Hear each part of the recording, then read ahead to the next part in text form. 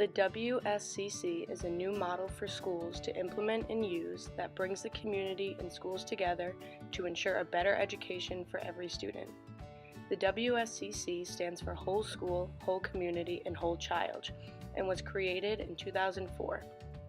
The Wscc helps integrate health-promoting practices in school settings. They collaborated with leaders in the field of health, public health, education, and school health to create the new model. There are 10 components that each work together to achieve the 5 Wscc sectors. The components are health education, physical education and activity, nutrition, health services, counseling and social services, social, emotional, climate, physical environment, employee wellness, family engagement, and community involvement. This model evolved from the coordinated school health model that had 8 components and has been used since 1987. The Wscc model recognizes the link between health and education of students. Research has shown that there is a link between the health of children and their academic success. Health and education focus on the same child and can both be taught in the same setting at school. But still, health and education are often seen as 2 different sectors. The Wscc aligns the common goals of both to benefit the child, school, and community. We need as much involvement as possible from all levels of the school system, from teachers to superintendents. Also, having support and involvement from the community is crucial. Businesses, social service providers, policymakers, and families are key parts of success for the Wscc.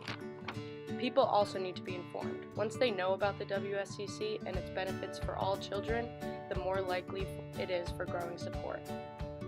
In order to meet the part of the Wscc model, your school should have a quality physical education program.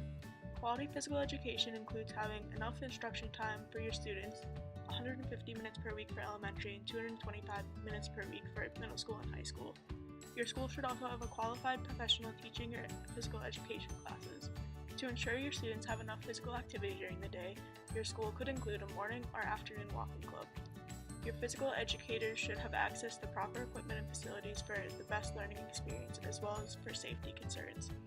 There should be adaptations and modifications in the lesson plans that allow for inclusion of all students regardless of ability. There should also be regular assessments taking place so that students and faculty know where they are at in their skill in learning. There are many students who may only consume meals while they are at school, so it is important that all students are getting a healthy meal. This includes not only what they are consuming, but what portions these meals are in. Portion sizes are different for students kindergarten through 5th grade and 9th through 12th grade, so we have to make sure that we are giving them the adequate amount. Our schools need meals that have more whole grains, fruits, and vegetables, and less fatty and high sodium foods. A few examples of how to incorporate these things is to have a local chef come into the school to help out. Your school could also have a salad bar, that way the students have healthy options. Lastly, your school should be educating students on healthy behaviors and nutrition habits so they know the consequences of eating right. Having the community involved and having your students give back to the community is a great way for students to learn. A study showed that when the community was actively involved with the school, students had higher grades as well as attending school more and staying in school longer. There are some easy ways to help get the community involved in your school.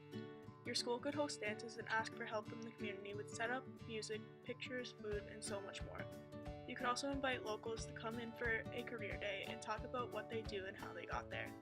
If your school needs new technology or equipment, you could seek help from the community for either sponsorships or funding. People are more generous than you think.